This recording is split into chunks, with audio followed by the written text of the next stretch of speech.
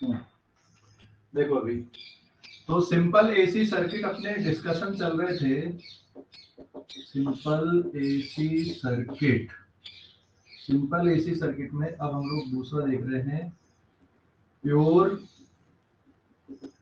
Capacitive circuit.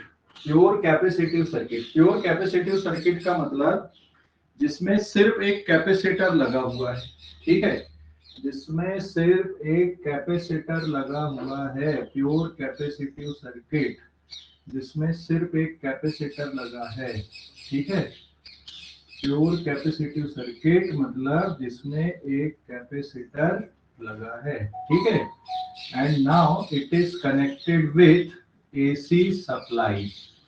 ये AC supply से हमने इसको कनेक्ट कर दिया, ठीक है। समझ गया बेटा। Applied voltage is V equals to V not sine omega T. ये इसकी कैपेसिटी कितनी है, C है। तो एनी इंस्टेंट पे मान लो करंट यहाँ पे I फ्लो हो रहा है, ये ऐसा अपन ने लिख दिए एट टाइम T पर, करंट का डायरेक्शन ये है ना। तो एनी इंस्टेंट पे ये वाली प्लेट मान लो पॉजिटिव चार्ज है और ये वाली प्लेट कैसी है, यहाँ पे नेगेटिव चार्ज, क्योंकि यहाँ पे ना इसकी पोलैरिटी भी बदलेगी। ये आधी साइकिल में ये पॉजिटिव चार्ज रहेगी, फिर बाकी की आधी साइकिल में आगे वाली प्लेट पॉजिटिव चार्ज रहेगी। तो यहाँ पर क्या होता है, पोलैरिटी कंटिन्यूअसली बदलती है ना, पोलैरिटी कंटिन्यूअसली बदलती है, ठीक है। पोलैरिटी कंटिन्यूअसली बदलती है यहाँ पे, ठीक है, समझ गए। पोलैरिटी कंटिन्यूअसली बदलती है। तो ये हो गया मान लो A और B, ये हो गया मान लो X और Y।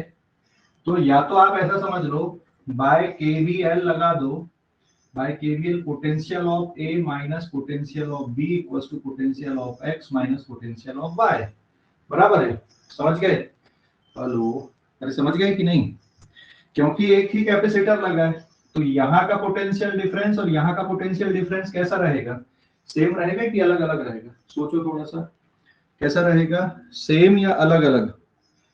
हेलो, अरे बोलो भाई, सेम रहेगा या अलग अलग रहेगा, है ना। यहाँ का पोटेंशियल सेम डिफरेंस, रहेगा। हाँ, और यहाँ पर का पोटेंशियल डिफरेंस सेम रहेगा।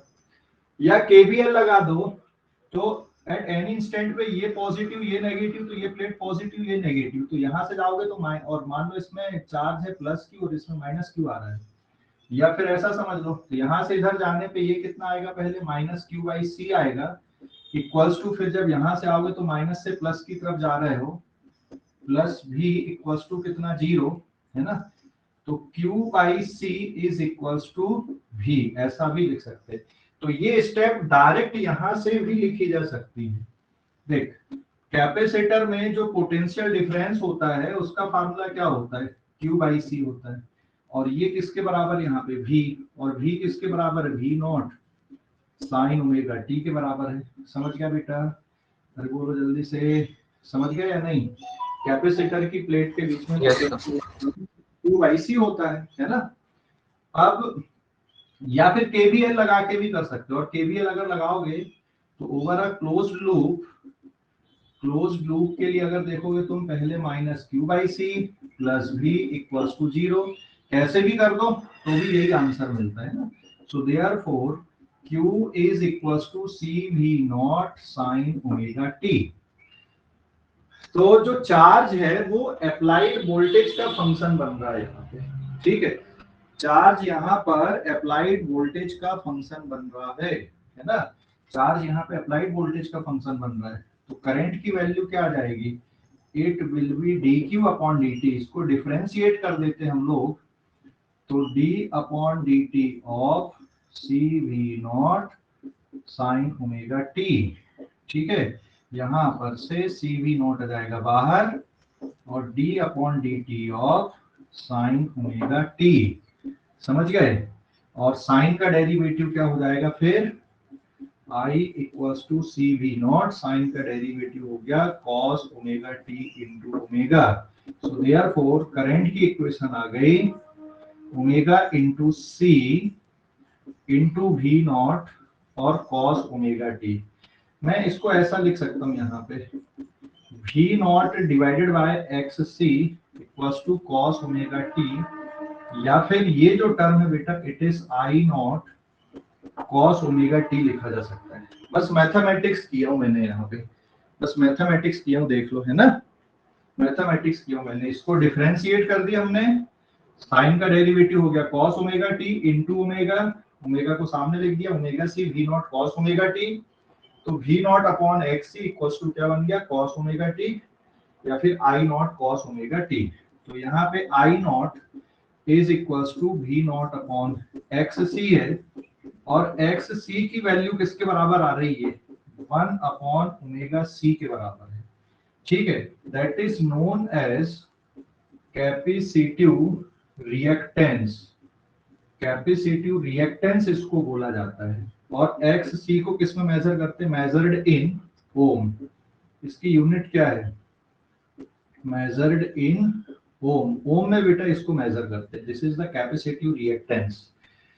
तो अप्लाइड पोटेंशियल डिफरेंस का फंक्शन है v not sine omega T, और करंट किसका फंक्शन बन रहा है यहाँ पे कॉस का फंक्शन बन रहा है ना, करंट किसका फंक्शन बन रहा है यहाँ पे कॉस का फंक्शन बन रहा है, और अप्लाइड वोल्टेज किसका फंक्शन है साइन का फंक्शन है। समझ गए, हेलो समझ गया बेटा, अरे बोलो जल्दी भाई, समझ गए, हेलो समझ गए क्या, hello sir V not upon X ही बताना एक बार। हाँ देख यहाँ तक बराबर समझ गए, यहाँ तक यस सर। देख अगर हमको करंट चाहिए होता तो पोटेंशियल डिफरेंस को उसके रेजिस्टेंस के इक्विवेलेंट से डिवाइड करना पड़ता ना, तो एक्चुअल में ये जो एक्ससी है यहाँ पे इस सर्किट का रेजिस्टेंस का इक्विवेलेंस टर्म है, और इसको हमने नया नाम दिया यहाँ पे, that is called capacitive reactance, और एक्स सी की वैल्यू कितनी यहाँ पे 1 अपॉन ओमेगा सी के बराबर है, ठीक है, हेलो ठीक है बेटा, ओके सर। ओके फटाफट नोट करो जल्दी से, है ना, जल्दी जल्दी नोट कर लो आप लोग इनको।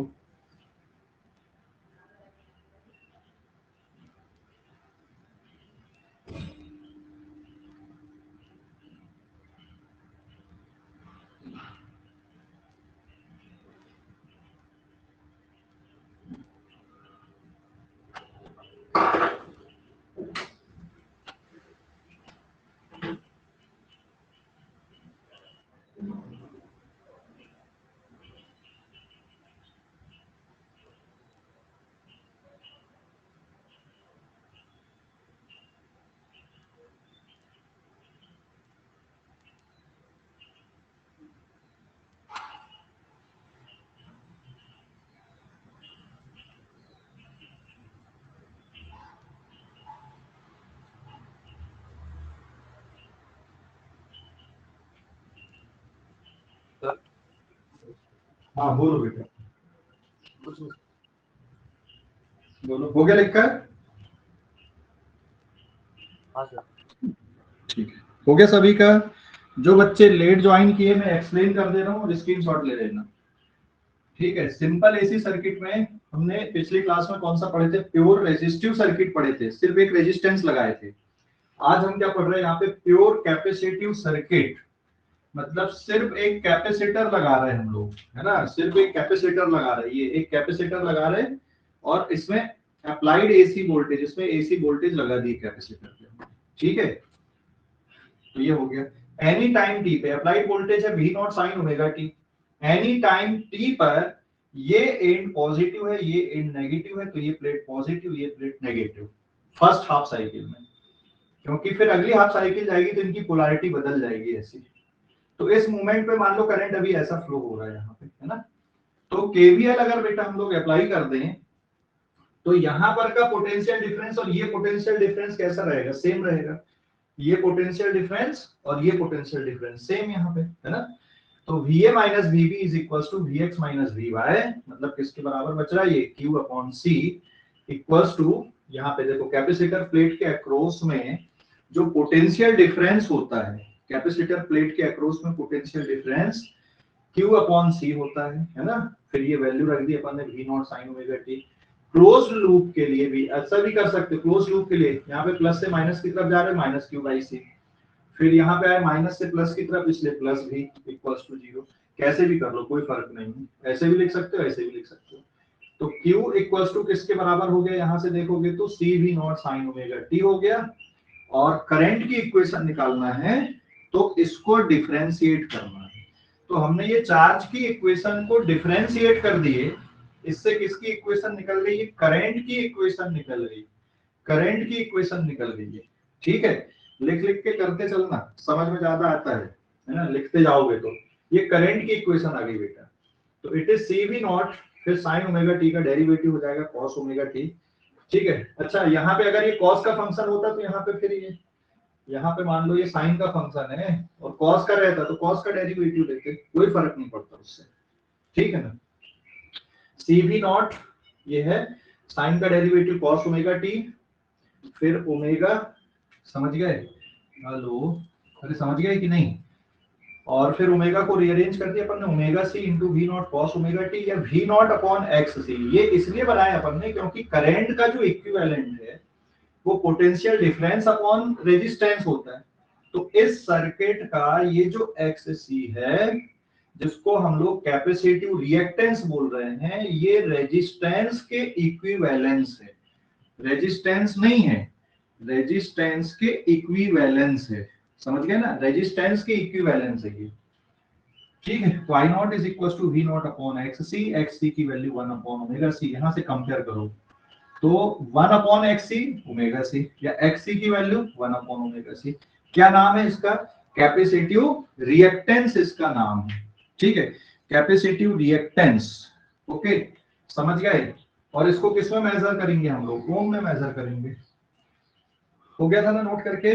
और जो बच्चे लेट ज्वाइन किए थे वो स्क्रीनशॉट ले लो, मैं आगे बढ़ता हूँ फिर। ठीक है, हो गया क्या, हो गया क्या बेटा, हेलो, हो गया क्या। Yes yes sir.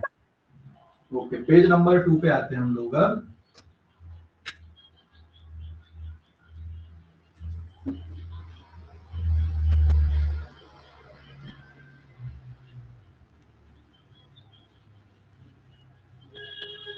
तो देखो अप्लाइड वोल्टेज की इक्वेशन क्या आ गई बेटा यहाँ पे, since applied voltage is V not sine omega T, so this implies that current की इक्वेशन क्या आई है, I not cos omega T. I not किसके बराबर है, V नॉट अपॉन एक्स सी, और एक्स सी किसके बराबर है, 1 अपॉन ओमेगा सी के। तो अगर हम लोग यहाँ पे ग्राफ प्लॉट कर दें एक्ससी और फ्रीक्वेंसी का, तो ये ग्राफ आएगा हाइपरबोलिक। मतलब अप्लाइड वोल्टेज की फ्रीक्वेंसी जितनी ज्यादा होगी, अप्लाइड वोल्टेज की फ्रीक्वेंसी जितनी ज्यादा होगी, जितनी ज्यादा फ्रीक्वेंसी होगी, रिएक्टेंस उतना कम होगा, मतलब उतना कम रेजिस्टेंस ये ऑफर करेगा। ठीक है, उतना कम रेजिस्टेंस होता जाएगा यहाँ पे, समझ गए। अब यहाँ पे देखो फेज डिफरेंस कितना बन रहा दोनों के बीच में, what is the phase difference between them. ये साइन ओमेगा टी है, कॉस ओमेगा टी है, तो फेज डिफरेंस कितना बन रहा है यहाँ पे, कौन आगे चल रहा है कौन पीछे चल रहा है, इसको देख सकते हैं अपन।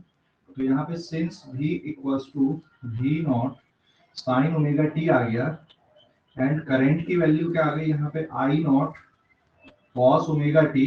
इसको ऐसा लिख सकता हूँ क्या मैं, I not sine omega T plus pi by 2, क्योंकि sign theta plus pi by 2 वापस से कॉस थीटा बनता है। Sign theta plus pi by 2 क्या बन जाता है, कॉस थीटा बनता है ना। अरे बोलो जल्दी से, sine theta plus pi by 2 equals to क्या होता है, कॉस थीटा। होता है कि नहीं होता है ना।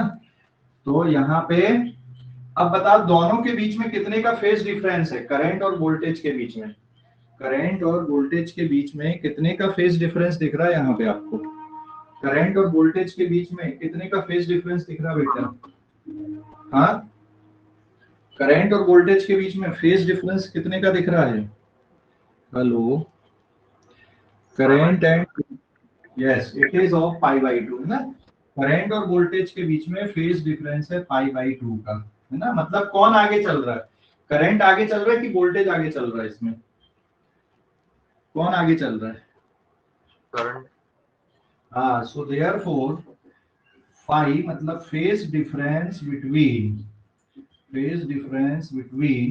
V and I is π/2 and I lead, current lead कर रहा है, I lead V by π/2, current आगे चल रहा है ना।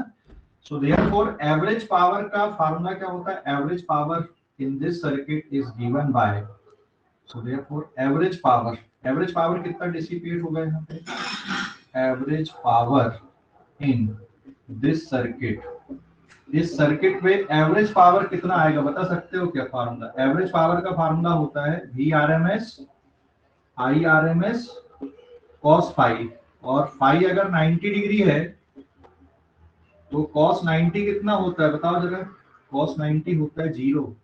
तो प्योर कैपेसिटिव सर्किट में पावर डिसिपेट नहीं होता है, पावर डिसिपेट नहीं होता है, समझ गए? अरे समझ गए, बोलो जल्दी से, पावर डिसिपेट नहीं होता है, समझ गए कि नहीं?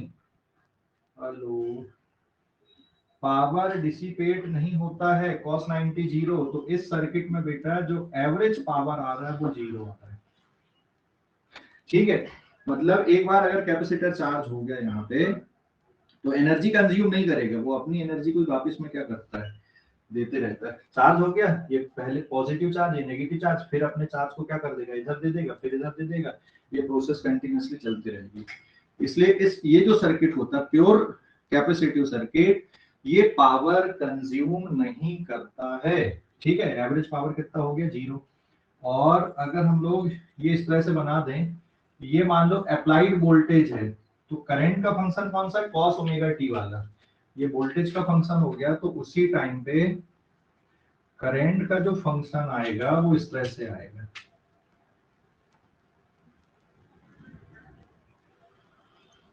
ये ऐसा, ये करंट का फंक्शन, करंट आगे चलता है, ठीक है। जब वोल्टेज 0 तब करंट मैक्सिमम है, जब वोल्टेज मैक्सिमम है तब करंट 0 है, ऐसा है ना। और फेसर डायग्राम अगर हम लोग बनाने की कोशिश करें इसकी, इधर पे मैंने क्या ले लिया, करंट ले लिया, तो VC किधर आएगा, यहाँ पे जो वोल्टेज है वो कौन सा है, इट इज ऑफ VC, है ना, ये VC वोल्टेज है।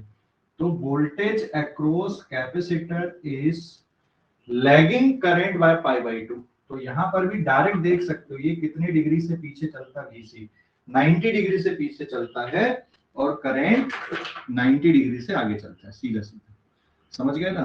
तो फेस डिफरेंस π/2 और फेस डिफरेंस इतना होने के कारण ये जो सर्किट ये सर्किट पावर डिसिपेट नहीं करता है ना।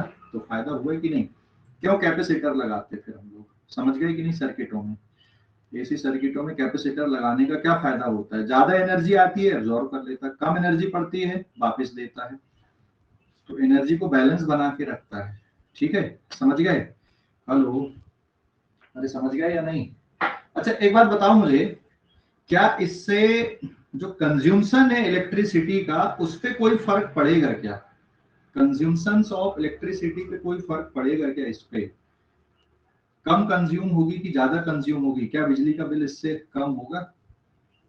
थोड़ा सोचो जरा कॉमन लैंग्वेज में।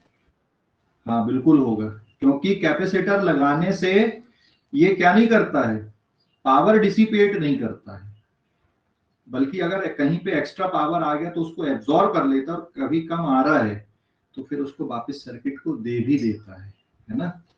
तो फर्क पड़ता है मतलब कैपेसिटर लगाने से, ठीक है, फर्क पड़ता है कैपेसिटर लगाने से, आपके इलेक्ट्रिसिटी बिल आप सेव कर सकते हैं, ठीक है, समझ गए? चलो नोट कर लो इसको फटाफट।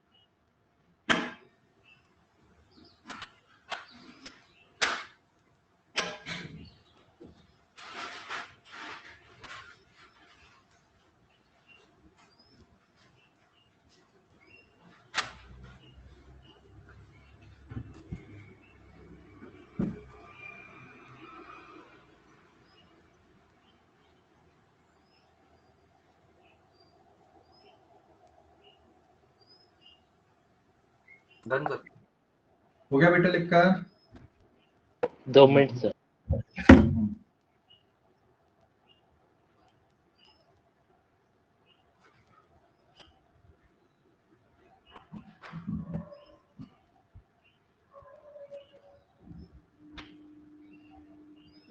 सर।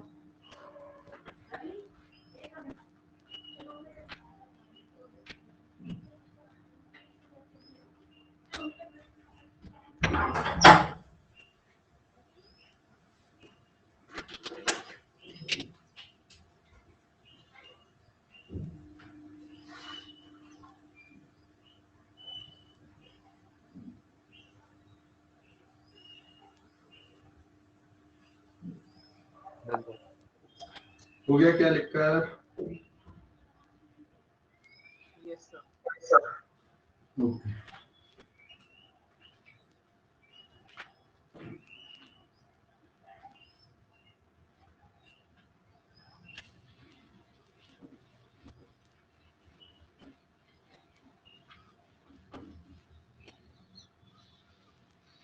अब आते हैं हम लोग प्योर इंडक्टिव सर्किट।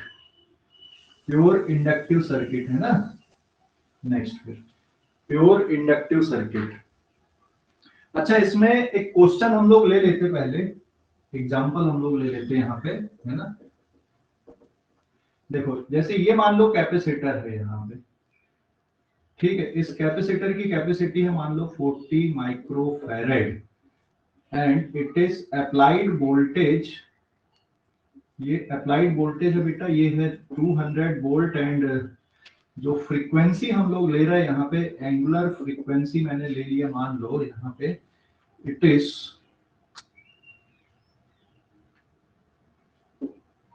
50 रेडियन पर सेकेंड, ये मैंने एंगुलर फ्रीक्वेंसी लिया 50 रेडियन पर सेकेंड, है ना। ठीक है, ये अप्लाइड वोल्टेज है 50 रेडियन पर सेकेंड एंगुलर फ्रीक्वेंसी। तो ये जो अमीटर लगा ना, इसकी रीडिंग कितनी होगी और इस वोल्ट मीटर की रीडिंग कितनी होगी, आपको ये बताना है। सो नाउ सबसे पहले हमें क्या क्या निकालना है यहाँ पे, फाइंड एक्ससी, मतलब इस सर्किट का कैपेसिटिव रिएक्टेंस कितना है। तो इसका सॉल्यूशन क्या जाएगा बेटा, what is the formula of X C, 1 by omega C. 1 of omega कितना हो गया 50, कैपेसिटी कितनी हो गई 50 माइक्रोफैरेड, माइक्रोफैरेड मतलब 10 टू द पावर -6, तो ये हो जाएगा ओम पे, है ना। और सॉल्व करने पे कितना आएगा, ये 30 10 to the power -6 ohm, 3 zero कम हो गए, 1/2 into 10 to the power -3 ohm, तो ये जाएगा 10 to the power 3/2 1000 upon 2 equals to 500 ohm. समझ गए 500 ओम क्या है, इसका कैपेसिटिव रिएक्टेंस है। समझ गया बेटा, 500 ohm is there capacitive reactance. अब करंट मेजर कर लेते हैं हम लोग, दूसरा पॉइंट इस पे, I RMS. I RMS equals to क्या होता है, वी आरएमएस अपॉन किसके बराबर आएगा, ये बताओ जल्दी से। आई आरएमएस किसके बराबर रहेगा यहाँ पे, वी आरएमएस अपॉन किसके बराबर रहेगा बेटा, एक्स सी के बराबर रहेगा ना। इस सर्किट का जो इक्विवेलेंट रेजिस्टेंस है वो क्या होता है, कैपेसिटिव रिएक्टेंस होता है। तो वी आरएमएस कितना है यहाँ पे, ये वैल्यू कौन सी दी है, ये पीक वैल्यू दी है कि आरएमएस वैल्यू दी है, कौन सी वैल्यू दी है बताओ जल्दी, कौन सी वैल्यू दी है, पीक वैल्यू दी है कि आरएमएस, ये कौन सी वैल्यू है, इट इज आरएमएस वैल्यू है ना। तो 200 वोल्ट डिवाइडेड बाय एक्सी कितना आ गया 500 ओम, ये दो जीरो कैंसिल हो गए, 0.4 एम्पियर, ये आरएमएस वैल्यू है। ठीक है, तो ये निकल गया बेटा यहाँ पे अपना तीसरा पॉइंट। सो देयरफॉर अमीटर की रीडिंग किसके बराबर आती है, आई आरएमएस के बराबर 0.4 एम्पियर, एंड वोल्ट मीटर की रीडिंग किसके बराबर होती है, वी आरएमएस।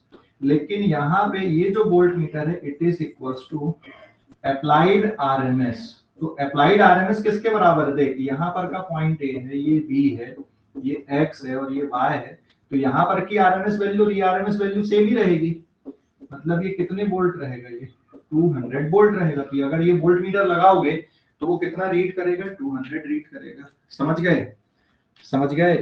हाँ या ना, जवाब दो जल्दी से। अरे समझ गए? Yes sir. ओके, फटाफट नोट करो, अभी थोड़ा जल्दी स्पीडली नोट करो फटाफट।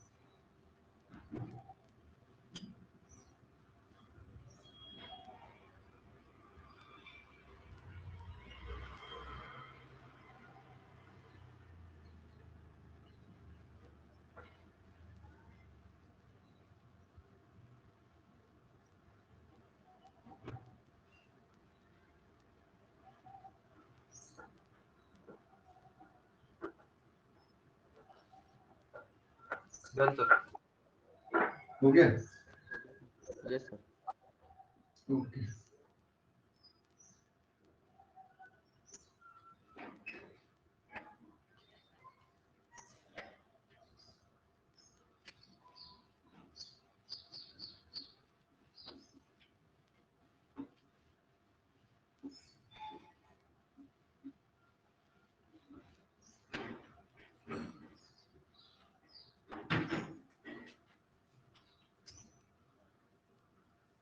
ठीक है, पेज नंबर 4। नेक्स्ट है फिर pure inductive circuit. Pure inductive circuit, pure inductive circuit मतलब समझ गए कौन सा आएगा? Pure inductive circuit, pure inductive circuit मतलब क्या लगा हुआ है, एक इंडक्टर कॉइल लगी हुई है ना, और ये हो गया अप्लाइड एसी वोल्टेज। यहाँ पे this is applied AC voltage, ये है पॉइंट ए, ये पॉइंट बी, ये एल, और ये सपोज एक्स है, ये सपोज वाई है। Applied voltage is V not sine omega T. अच्छा, जरूरी नहीं है कि हम हमेशा साइन ओमेगा टी ले, कॉस ओमेगा टी लेके भी कर सकते हो, उससे कोई फर्क नहीं पड़ेगा, ये ध्यान रखना। मैं साइन का फंक्शन ले रहा हूँ तो ये नहीं कि यार सर हमेशा साइनिंग होता है क्या, जरूरी नहीं है कि साइन का फंक्शन हो, कॉस का फंक्शन भी हो सकता है। जरूरी नहीं है कि साइन का फंक्शन हो, कॉस का फंक्शन भी हो सकता है। समझ गए? हेलो, हाँ, जरूरी साइन का फंक्शन हो, बट मेथड सेम रहेगी, मेथड नहीं बदलेगी, है ना, मेथड इज सेम, मेथड नहीं बदलने वाली है। फंक्शन वही बदल रहा है लेकिन मेथड नहीं बदलेगी, सब कुछ वही रहेगा। ठीक है, तो अप्लाइड वोल्टेज मान लो मैंने V not sine omega T लिया है यहाँ पे, तो अब फिर से यहाँ पे एट एनी टाइम टी पे, एट टाइम टी पर मान लो करंट ऐसा फ्लो हो रहा है ये सर्किट पे, है ना, एनी टाइम टी पे अगर ये प्लस है ये माइनस है तो यहाँ पर भी प्लस और यहाँ पर भी माइनस आएगा। सीधा सीधा लिख दें अपन बाय के वी एल, है ना, के वी एल अगर हम लोग अप्लाई करते हैं यहाँ पे तो V A minus V B is equal to V X minus V Y.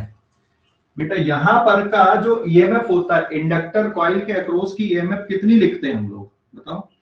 Inductor coil के अक्रॉस की ईएमएफ कितनी लिखते हैं? हेलो, इंडक्टर कॉइल के अक्रॉस की ईएमएफ कितनी लिखते हैं बेटा? इंडक्टर कॉइल के अक्रॉस की ईएमएफ कितनी लिखते? L into D I upon D T, लिखते कि नहीं लिखते? इंडक्टर के अक्रॉस की EMF L into D I D T, है ना, और ये अप्लाइड वोल्टेज ये भी है, तो V की जगह पे आप V not sine omega T लिख दो। This implies that di upon dt is equals to V not upon L sine omega T, और रीअरेंज कर देते हैं अपन लोग, I equals to V not upon L sine omega T dt, और इसको क्या कर दें हम लोग, बताओ अभी? इस इक्वेशन को क्या कर दें, इंटीग्रेट कर दें, इस इक्वेशन को इंटीग्रेट कर दें, है ना।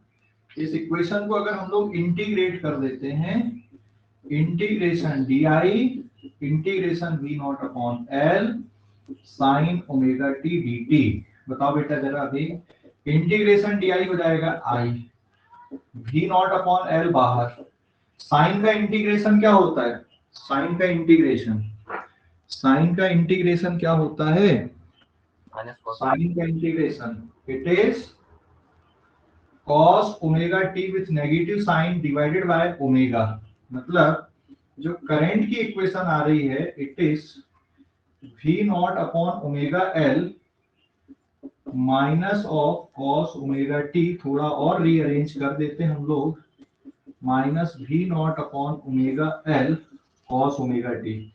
इसको क्या लिख देता हूं मैं यहाँ पे, आई नॉट लिख देता हूं, एक स्टेप और बढ़ा दे रहा हूं यहाँ पे, V not upon XL into cos omega T या minus I not cos omega T, है ना।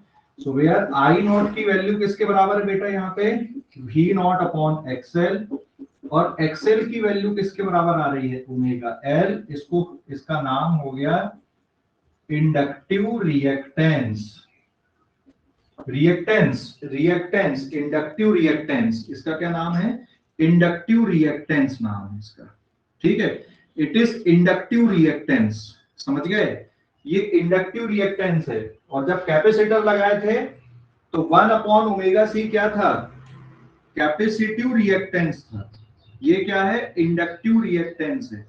वहां पे वो था कैपेसिटिव रिएक्टेंस और ये क्या है, इंडक्टिव रिएक्टेंस है, समझ गए। This is inductive reactance, X L is inductive reactance, समझ गए बच्चों, अरे बोलो जल्दी से। हाँ सर। ठीक है, तो अगर हम लोग इसका ग्राफ प्लॉट कर ले एक्सेल वर्सेस ओमेगा का फ्रीक्वेंसी के साथ में, तो ये स्ट्रेट लाइन आएगा, और यहाँ पे इसकी जो स्लोप आएगी tan थीटा, ये किसके बराबर रहेगा, इंडक्टेंस के बराबर रहेगा। तो ग्राफ आ रहा है स्ट्रेट लाइन, मतलब जैसे जैसे फ्रीक्वेंसी बढ़ाओगे एसी की, जितनी ज्यादा फ्रीक्वेंसी रहेगी इसका इंडक्टिव रिएक्टेंस, इसका जो रेसिस्टिव पावर है वो उतना ज्यादा होगा, मतलब करंट के फ्लो का उतना अपोज करेगा। ये कैपेसिटर उल्टा काम कर रहा था, ज्यादा हाई फ्रीक्वेंसी हो रही थी तो एक्ससी कम हो रहा था उसका, लेकिन यहाँ पे फ्रीक्वेंसी ज्यादा हो रही तो यहाँ पे एक्सएल क्या हो रहा, बढ़ रहा है। मतलब हाई फ्रीक्वेंसी के करंट को क्या करने की कोशिश करेगा, ये हाई फ्रीक्वेंसी के करंट को ये ज्यादा ब्लॉक करने की कोशिश करेगा, लो फ्रीक्वेंसी के करंट को इजीली पास होने देगा, मतलब डीसी करंट को बिल्कुल इजीली पास हो जाने देगा, कोई भी अपोज नहीं करेगा डीसी करंट, बिल्कुल आसानी से पास हो जाएगा बेटा डीसी, समझ गए, डीसी बिल्कुल आसानी से पास हो जाएगा, लेकिन एसी को ये आसानी से पास नहीं होने देगा, समझ गए, एसी को ये आसानी से पास नहीं होने देगा, डीसी को आसानी से पास होने देगा, समझ गया बेटा, ठीक है। लेकिन कैपेसिटर जो है वो एसी को पास होने देता है, कम फ्रीक्वेंसी में ज्यादा ओमेगा एक्सी आता है ना, कम फ्रीक्वेंसी रहेगी ज्यादा एक्सी रहेगा, कम फ्रीक्वेंसी मतलब डीसी की तो फ्रीक्वेंसी 0 होती, तो डीसी को तो पास नहीं होने देता, फिर अपने में से एसी को पास होने देता है, कौन, कैपेसिटर। और अगर ज्यादा फ्रीक्वेंसी की एसी रहेगी तो कैपेसिटर उसको, भैया चला जा तो मैं नहीं रोकता तुझे, है ना, ज्यादा फ्रीक्वेंसी की एसी है उसको कैपेसिटर आसानी से पास होने देता है, समझ गए, और ज्यादा फ्रीक्वेंसी की एसी है तो इंडक्टर आसानी से पास नहीं होने देता। तो अगर हम फिल्टर की बात कर ले, बात समझ गए ना, फिल्टर की बात कर लें, ठीक है, फिल्टर की बात कर लें तो दोनों कैसे फिल्टर के जैसे काम कर रहे हैं, कौन, ठीक है, कैसा फिल्टर का काम कर रहा है, कैपेसिटर कैसा फिल्टर बन रहा है, जो हाई फ्रीक्वेंसी की एसी को पास होने देता जा, ठीक है, समझ गए ना।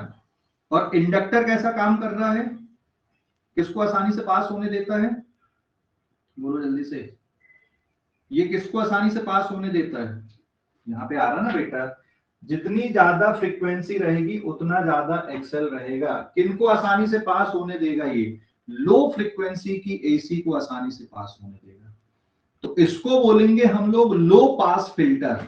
लो पास फिल्टर मतलब लो फ्रीक्वेंसी को पास होने देता है। और कैपेसिटर क्या हो गया, high pass filter. High pass filter मतलब हाई फ्रीक्वेंसी की एसी को आसानी से पास होने देता है, समझ गए, फिर बोलो भाई जल्दी से, समझ गए कि नहीं, यस सर, है ना। तो कैपेसिटर क्या होता है, कैपेसिटर इज अ, यहाँ पे एक नोट पे डाल दो आप लोग, capacitor is a low pass filter, जैसे मैं लिख दूं यहाँ पे XC 1/ωc। ये कौन सा फिल्टर है? High pass filter. और एक्सएल क्या होता है? Omega L. ये क्या होता है? लो पास फिल्टर। लो पास फिल्टर, ऐसा याद रखना है ना, लिख लेना भाई, ये लो पास फिल्टर है। लो फ्रीक्वेंसी की एसी को आसानी से पास होने देगा। इंडक्टर कॉइल, मेरे हाथ में ये दोनों रखे हुए, कैपेसिटर भी रखा हुआ है, कॉइल भी रखी हुई है, मान लो इंडक्टर कॉइल। ये क्या करता है? हाई फ्रीक्वेंसी की एसी को आसानी से पास होने देता है। आसानी से हाई फ्रीक्वेंसी का जो एसी करंट होता है वो आसानी से फ्लो हो जाता है एक प्लेट से दूसरी प्लेट की तरफ। लेकिन लो फ्रीक्वेंसी के ऑल्टरनेटिंग करंट को ये आसानी से पास नहीं होने देता। तो ये क्या है? हाई पास फिल्टर है। और ये इंडक्टर क्या करता है? लो फ्रीक्वेंसी की एसी को ज्यादा नहीं रोकता, हाई फ्रीक्वेंसी की एसी को ज्यादा रोकता, ज्यादा अपोज करता है। क्लियर हो गया बेटा? बोलो जल्दी से, क्लियर हो गया या नहीं? हेलो, क्लियर हो गया क्या नहीं? अरे बोलो भाई, कुछ तो बोल दो। क्लियर है सर। ओके, चलो ठीक है, फिर स्क्रीनशॉट ले लो इस पेज का, है ना? इस पेज का हाँ बोलो। सर जो अपन ने कैपेसिटर पढ़े, अगर उसमें पैरेलल और सीरीज कंडीशन आई तो अपन को जैसे पहले सॉल्व किया तो वैसे सॉल्व करना है ना? क्या क्या क्या क्या? सर अगर कैपेसिटर में पैरेलल और सीरीज की कंडीशन आ गई तो फिर अपन ने जैसे रेजिस्टेंस को लेके सॉल्व किया था वैसे सॉल्व करना है ना उसको भी? हाँ वैसे ही सॉल्व करना, जैसे रेजिस्टेंस को लेके सॉल्व किया था वैसे ही सॉल्व करना है। ठीक है, ओके सर। एसी सर्किट के लिए। डीसी का तो ऑलरेडी पढ़े हुए, डीसी का तो अपन ने जैसा करे कैपेसिटर वाले चैप्टर में वैसे ही करते, लेकिन एसी के साथ में वैसे नहीं करते। ठीक है, हेलो हेलो। हाँ यस सर। ओके, चलो फटाफट नोट कर लो जल्दी से।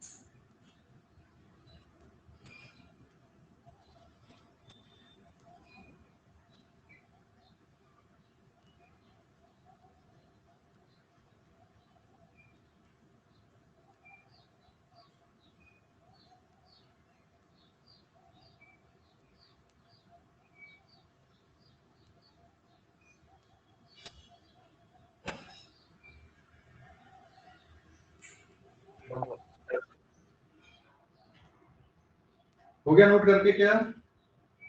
Yes sir. Okay, yes sir.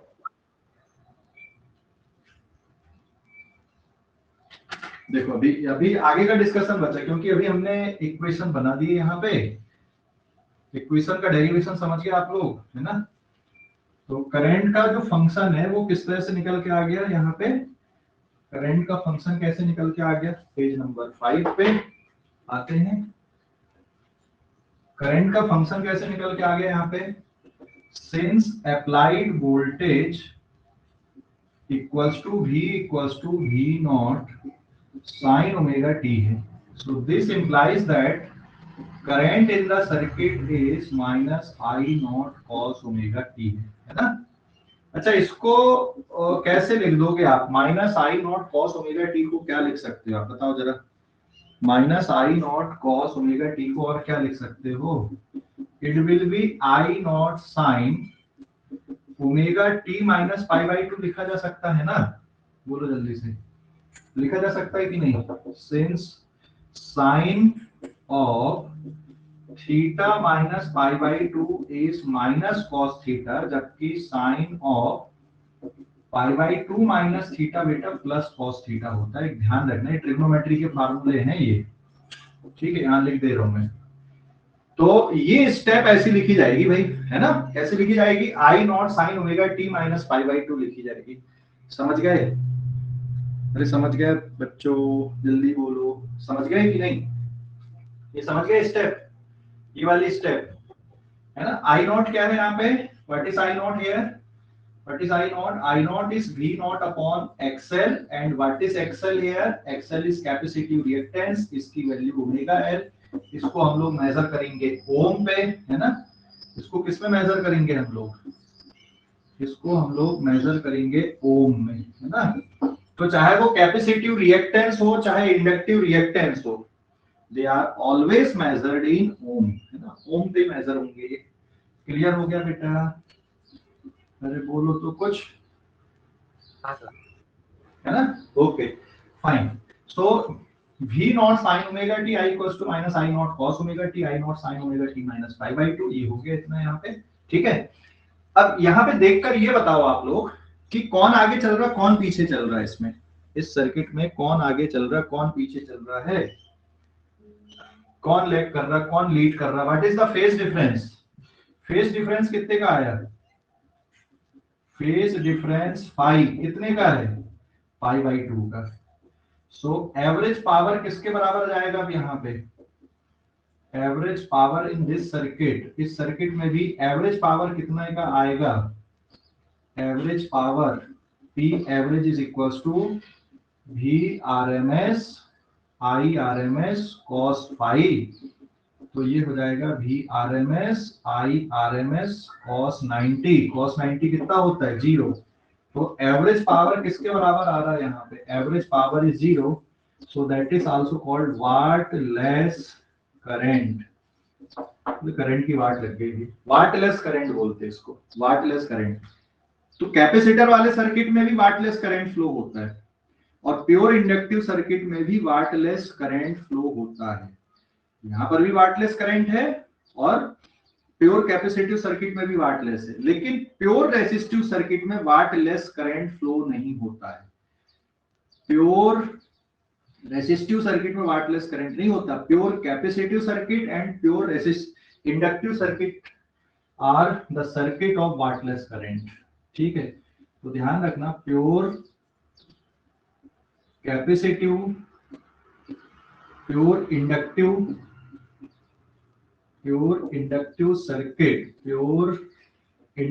Circuit are circuit of wattless current जिसमें एवरेज पावर डिसिपेशन कितना होता है 0 होता है, ठीक है। ये ध्यान रखना, नोट का पॉइंट हो गया। तो अब यहाँ पे कौन आगे चल रहा कौन पीछे चल रहा बेटा, who is leading and who is lagging, कौन लैग कर रहा है, तो V lead I by pi by 2। Voltage यहाँ पे करंट को लीड करता है, करंट पीछे चलता है, वोल्टेज आगे चलता है इस सर्किट में, ठीक है। करंट पीछे चलता है और वोल्टेज आगे चलता है। अगर मैं यहाँ पे डायग्राम बना दूं इसका, तो ये डायग्राम देखो कैसे बनेगा, इधर पे टाइम t ले लिए, अगर ये मान लो वोल्टेज का ग्राफ है ऐसा, तो करंट का ग्राफ कैसा बन जाएगा भाई, करंट का ग्राफ कैसा बनेगा देख सकते हो फिर, है ना। तो जब वोल्टेज 0 तब करंट माइनस में मैक्सिमम है, फिर ये ऐसा, फिर ये ऐसा, ये ऐसा ग्राफ बनेगा। तो ये ग्राफ किसका हो गया, करंट का हो गया। करंट पीछे चल रहा है, वोल्टेज आगे चल रहा है, समझ गए? हेलो, अरे समझ गए कि नहीं?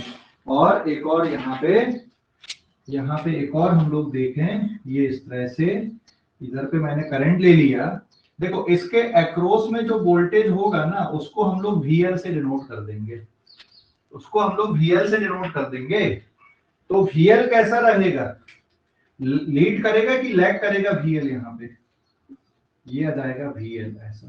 तो VL करंट के आगे चलता है, मतलब कितना पोटेंशियल डिफरेंस, कितने का फेज डिफरेंस है दोनों के बीच में, कितने का फेज डिफरेंस है, 90 डिग्री का फेज डिफरेंस है। देखो एक बात बताऊं मैं, जो एसी सर्किट होते हैं ना, सबको सॉल्व करने का सोचने का पैटर्न एक ही है। एसी सर्किट को सॉल्व करने का सोचने का तरीका एक ही है, आसान चैप्टर है ये, क्योंकि सब में एक जैसी मेथड ही चलती है, अल्टीमेटली सब में एक जैसी कैलकुलेशन है, ज्यादा वैरायटी नहीं है कैलकुलेशन की, ठीक है। तो आसान चैप्टर है बाकी चैप्टर के कंपैरिजन में, ठीक है ना। आसान चैप्टर है, स्कोर अगर क्वेश्चन आए तो बनता है इसका, है ना। कंपटीशन में और एक क्वेश्चन आता ही है, श्योर है ये। तो आसान चैप्टर है और इसमें ऐसा बहुत ज्यादा वैरायटी नहीं होती है क्वेश्चंस की, ठीक है, सीधा सीधा चलता है ये। क्लियर हो गया बेटा? हेलो, अरे क्लियर हो गया कि नहीं? जल्दी बोलो भाई। ओके, फटाफट नोट कर लो अब इसको।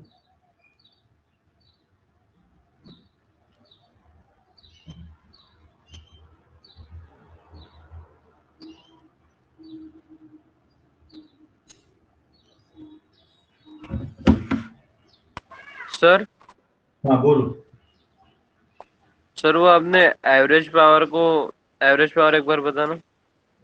एवरेज पावर का फार्मूला क्या होता है? V R M S I R M S into cos phi, वो फिक्स है। ऑल्टरनेटिंग करंट वाले चैप्टर में एवरेज पावर का फार्मूला क्या होता है? V R M S I R M S into cos phi, fix है बेटा ये, है ना।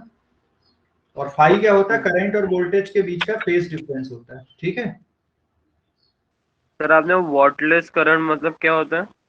वाटलेस करंट का मतलब होता है अगर किसी सर्किट में एवरेज पावर डिसिपेशन जीरो हो रहा है तो ऐसे करंट को क्या बोलेंगे हम लोग? वाटलेस करंट बोलेंगे। मतलब करंट और वोल्टेज के बीच में अगर फेज डिफरेंस 90 डिग्री का है तो वो करंट पावर डिसिपेट नहीं करेगा सर्किट में, ठीक है। वाटलेस करंट बोल देंगे हम उसको। क्लियर हो गया अभी? Yes sir. ओके, फटाफट नोट कर लो अब इसको भी, फटाफट नोट कर लो।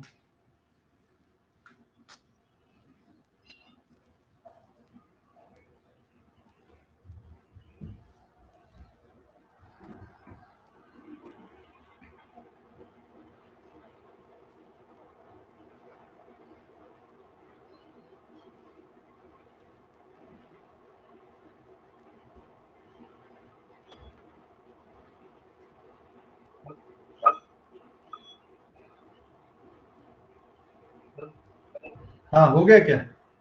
सर सेल इलेक्ट्रिक मतलब? क्या बेटा? Cell electric. कौन सा इलेक्ट्रिक?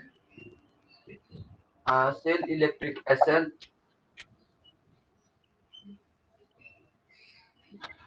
मेरे को चैट में भेजना, क्या बोल रहा था? चैट में भेज एक मिनट।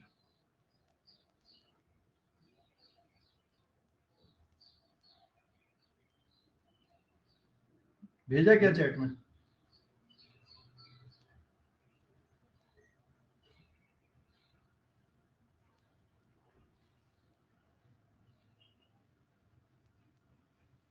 नहीं भेज रहा? क्या नाम था? अंशु? क्या पूछ रहा था तू? अच्छा, स्ले इलेक्ट्रिक का मतलब, स्ले इलेक्ट्रिक पता नहीं यार, देखना पड़ेगा एक काय के लिए वर्ड यूज किए, ठीक है। कहाँ पे पढ़ा तुमने ये? सर इंडक्टेंस के लिए यूज किया है। ठीक है, मैं देख के बताऊंगा क्या है ये। पहली बार मैंने भी सुना मुझे कि स्ले इलेक्ट्रिक का मतलब क्या है। ठीक है, हो गया क्या? हेलो, हो गया लिखकर? लिखकर हो गया क्या? जल्दी बोलो भाई। हाँ सर।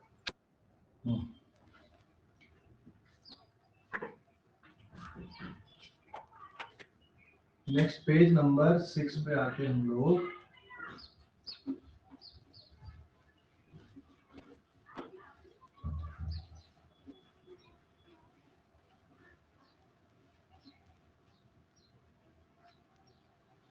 देखो, एक क्वेश्चन बना देता हूं मैं यहाँ पे। क्वेश्चन ये है कि एक इंडक्टर सर्किट लिए हमने यहाँ पे। चल, तुम लोग बोल रहे थे सर सीरीज में लगाने वाला ले लेता हूँ। एक दो इंडक्टर सर्किट लेंगे और ये है मान लो 200 मिली हेनरी, L2 है सपोज 300 मिली हेनरी, ठीक है, समझ गए। And now it is there is a applied AC voltage V equals to 200 volt and angular frequency is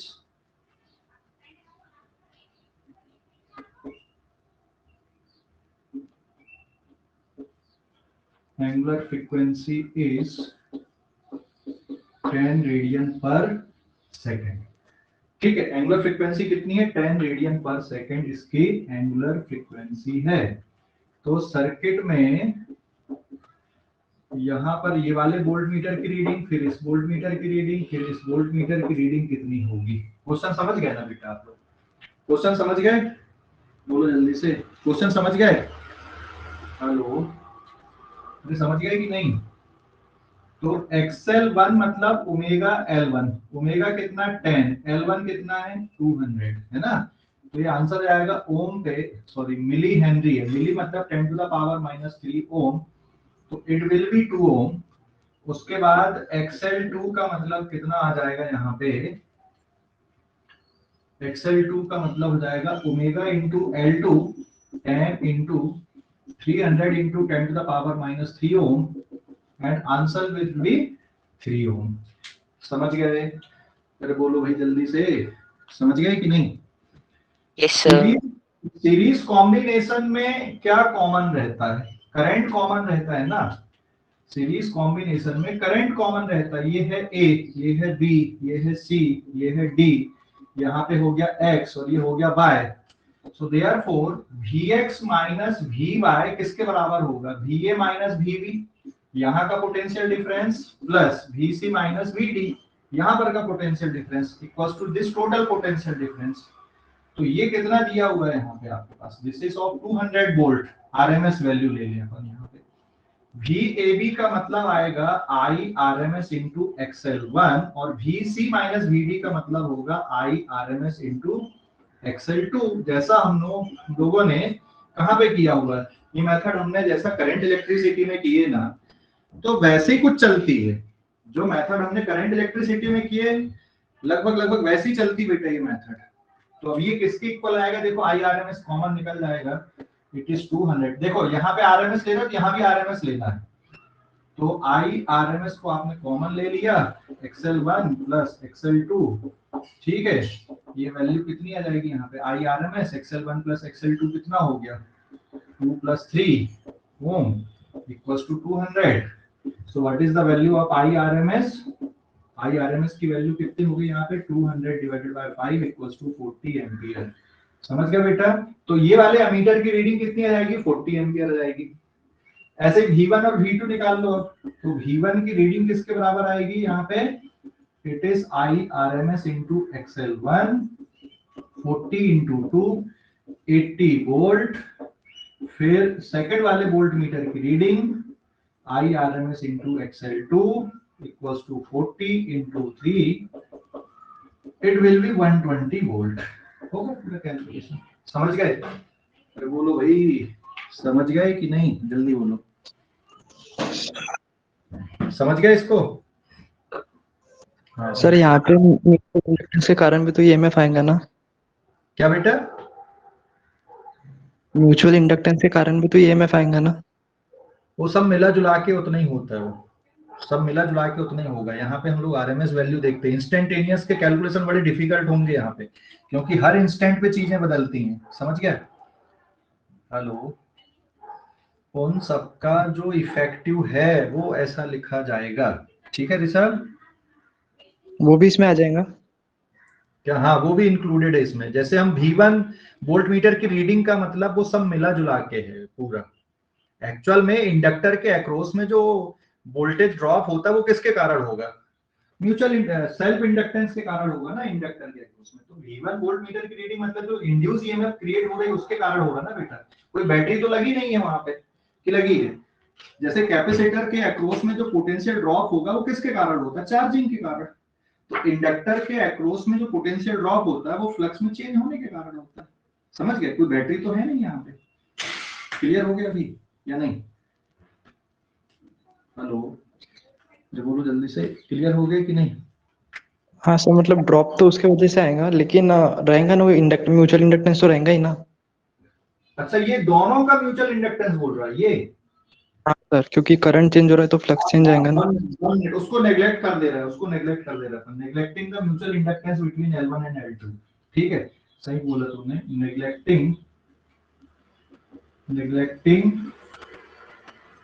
mutual inductance between L1 and L2।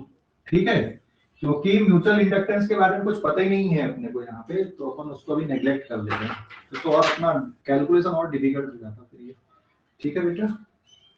हाँ सर। क्योंकि coupling कैसी है, inductance कैसा बन रहा है, वो सब देखना पड़ता है। ओके, हो गया क्या?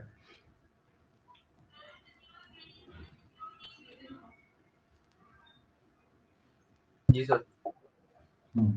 हो गया लिखकर सभी का?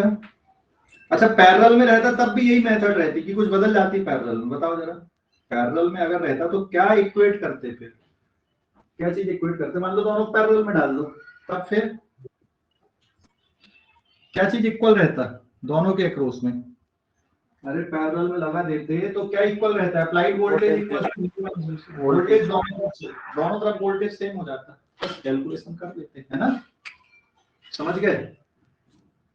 हेलो, अरे समझ गए कि नहीं? चलो ठीक है ना, मिटा दो बेटा इसको, मैं मिटा दूं। हेलो सर, एक मिनट।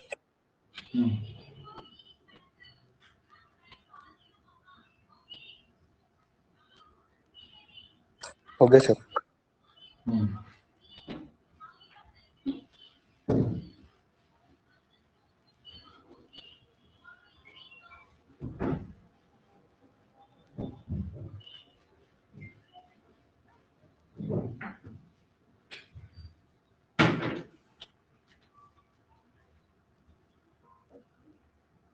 कौन सा नंबर का पेज आएगा ये?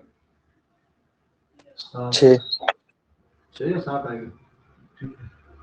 ओके, हाँ 7 है सर। हाँ, अब देखो आगे का ये है ना, बहुत इंपॉर्टेंट पार्ट आ रहा है आगे का। अभी तक हमने बिल्कुल सिंपल मतलब एक एक लगाए थे। क्लास लीव मत करना भाई, पूरी क्लास खत्म होने देना 10 मिनट, ठीक है ना? अभी हमने एक एक लगाए थे अलग अलग। अगर इनको हम लोग सीरीज में लगा दें तीनों को मिला के, अच्छा देख, एलसी सर्किट भी बना सकते हैं अपन, एलआर सर्किट भी बना सकते हैं। अभी सीरीज सर्किट हम लोग बना रहे हैं, वो भी सिंपल वाले सीरीज एलसीआर सर्किट। और अगर हम सीरीज एलसीआर का डिस्कशन कर लिए तो आप उसी में से एलसी, आप उसमें से एलआर, आप उसी में से सीआर सर्किट को बना सकते हैं। तो हम एक सर्किट को डिस्कस कर रहे हैं यहाँ पे, उससे बाकी के 3 आप वहीं से बना सकते हो। ठीक है, समझ गए ना? तो यहाँ पे नेक्स्ट हेडिंग आएगी series LCR circuit.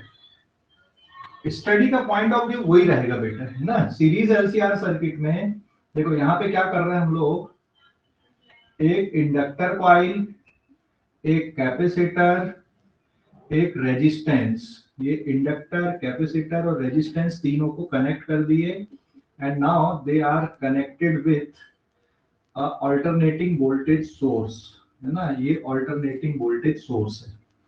Eight any time T पे, एट एनी टाइम टी पे यहाँ पे मान लो करंट ऐसा फ्लो हो रहा है ये वाले डायरेक्शन पे, समझ गए ना? अप्लाइड वोल्टेज सपोज कितना है, V not sine omega T है। Sine omega T plus pi ले सकते हो, ऐसा कुछ नहीं। इनिशियल फेज भी ले सकते हो, पर अपन इनिशियल फेज यहाँ पे कंसीडर नहीं कर रहे, जीरो ले लेना है। ठीक है, ओके। तो इसके अक्रॉस में जो वोल्टेज आएगा वो कौन सा वाला रहेगा, VL। इसके अक्रॉस में कौन सा वाला रहेगा, VC। इसके अक्रॉस में कौन सा वाला रहेगा, VR। हाँ या ना, जवाब देना। अरे बोलो भाई जल्दी से, हेलो जल्दी बोलो, यही रहेगा कि नहीं? इसके अक्रॉस में VL, इसके अक्रॉस में VC, इसके अक्रॉस में कितना, VR। ठीक है, लेकिन कहानी में ट्विस्ट ये आता है कि अगर सिर्फ L अकेला लगा रहता तो करंट और वोल्टेज भाई कैसे चलते, आगे पीछे चलते, 90 डिग्री का फेज डिफरेंस होता है। सिर्फ C लगा रहता तब भी 90 डिग्री का फेज डिफरेंस होता है। सिर्फ R लगा रहता तो फेज डिफरेंस 0। आपने तीनों को साथ में जोड़ दिए, यहाँ पे कनेक्शन, तीनों का कनेक्शन एक साथ कर दिया अपन ने, है ना? तो KVL अगर हम लोग यहाँ पे अप्लाई करते हैं, KVL एट एनी इंस्टेंट, अगर हम लोग इंस्टेंट की बात करें बेटा, तो जो अप्लाइड वोल्टेज है V, V is equals to VL of T plus VC of T plus VR of T। Any instant, ये कौन सी वैल्यू ले रहा है हम लोग यहाँ पे? This is instantaneous value. कौन सी वैल्यू ली है? इंस्टेंटेनियस। ये इंस्टेंटेनियस वैल्यू लिखी है हमने, लेकिन इंस्टेंटेनियस वैल्यू को भी अगर हम लोग देखें यहाँ पर, ठीक है, इंस्टेंटेनियस वैल्यू को भी अगर हम लोग देखें यहाँ पे, तो it will B v not sin omega t। vl किसके बराबर होता है? It is l into di upon dt। vc किसके बराबर होगा? q by c। और vr किसके बराबर होता है? ir के बराबर होता है। एक बड़ी इंटरेस्टिंग रिलेशन आ रही है यहाँ पे, जिसका सॉल्यूशन हम लोग मैथ्स में भी नहीं करते। मतलब एक डिफरेंशियल इक्वेशन ऐसी बन रही है यहाँ पे जिसका सॉल्यूशन 12th स्टैंडर्ड के सिलेबस में भी नहीं है। ठीक है, जैसे याद है तुम्हें, अपन ने डैम्ड ऑसिलेशन पढ़े थे, याद है क्या किसी को? Damped oscillation. डैम्ड ऑसिलेशन में मैंने क्या बताया था कि बेटा आपको फाइनल रिजल्ट याद रखना है, इसका सॉल्यूशन, क्योंकि उसका सॉल्यूशन हमारे सिलेबस में है नहीं, मैथ्स में भी नहीं है। नॉन लीनियर डिफरेंशियल इक्वेशन का सॉल्यूशन है ना, सिर्फ लीनियर का होता है आपके सिलेबस में 12th स्टैंडर्ड तक। ये नॉन लीनियर डिफरेंशियल इक्वेशन बनती है। तो ये जो डिफरेंशियल इक्वेशन बन यहाँ पे di upon dt plus 1 upon LC into Q plus R upon L into I is equal to V not upon L into sine omega t। थोड़ा और रीअरेंज करते हैं अपन, d square Q upon dt square plus, इसको मैं पहले लिख देता हूँ R upon L into dQ upon dt plus 1 upon LC into Q V not upon L sine omega t। ये देख, ये इस तरह की डिफरेंशियल इक्वेशन बन गई, सेकंड ऑर्डर की वो भी। तो ज्यादा दिमाग मत लगाओ। I का मतलब क्या होता है? dq अपॉन dt होता है, एक्सीलरेशन जैसी कहानी हो गई यहाँ पे। I is equal to dq upon dt and di upon dt क्या बन जाएगा फिर? d upon dt of dq upon dt, it will be d square q upon dt square, है ना? समझ गए? तो ये डिफरेंशियल इक्वेशन है, this is the differential equation of series LCR circuit. ये सीरीज LCR सर्किट की बेटा डिफरेंशियल इक्वेशन है, और इस डिफरेंशियल इक्वेशन के सॉल्यूशन से आप करंट की इक्वेशन निकालोगे। तो वो इक्वेशन हम लोग डायरेक्ट लिखने वाले हैं, ठीक है? समझ गए? अरे बोलो जल्दी से, समझ गए या नहीं? वो इक्वेशन को हम लोग डायरेक्ट लिखने वाले हैं। ये सीरीज LCR सर्किट है, इसको सॉल्व करोगे तो डायरेक्ट हम लोग करंट की इक्वेशन लिखेंगे, लेकिन सॉल्व करने के लिए हम थोड़ी डिफरेंट मेथड अडॉप्ट करेंगे फेज डिफरेंस के कैलकुलेशन के लिए। ठीक है, इसका सॉल्यूशन हम लोग डायरेक्ट लिख देंगे कि भाई current I equals to I not sine omega t plus phi है, लेकिन सबसे इंपॉर्टेंट बात आती है यहाँ पे फेज डिफरेंस का कैलकुलेशन, है ना? फेज डिफरेंस का कैलकुलेशन कैसे करें? तो ये है डिफरेंशियल इक्वेशन, नोट कर लो इसको, ठीक है? फटाफट नोट कर लो, और कल इसके बारे में हम लोग पूरा डिटेल में करेंगे सीरीज LCR सर्किट को। कल की बड़ी इंपॉर्टेंट क्लास रहेगी, पूरा सीरीज LCR सर्किट हो जाएगा, है ना? बहुत इंपॉर्टेंट है सीरीज LCR सर्किट। और NCERT से रीड करो भाई आप लोग, या स्टेट बोर्ड की बुक से रीड करो टॉपिक को, ठीक है? टॉपिक को रीड करो, बहुत जरूरी है टॉपिक की रीडिंग, ठीक है ना? हेलो, टॉपिक की रीडिंग बहुत जरूरी है।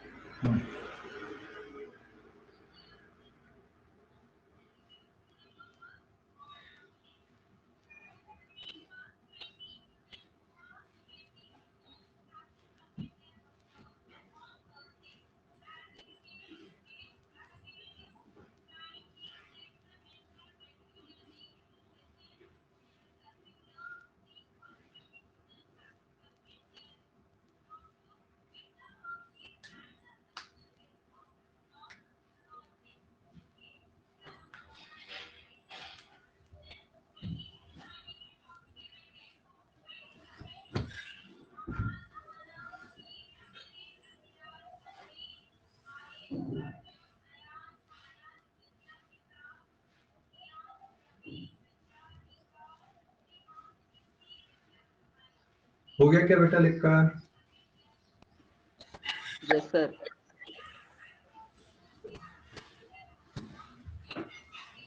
चलो ठीक है, फिर आज के लिए इतना ही है ना, बाकी कल आगे का डिस्कशन करेंगे, ठीक है।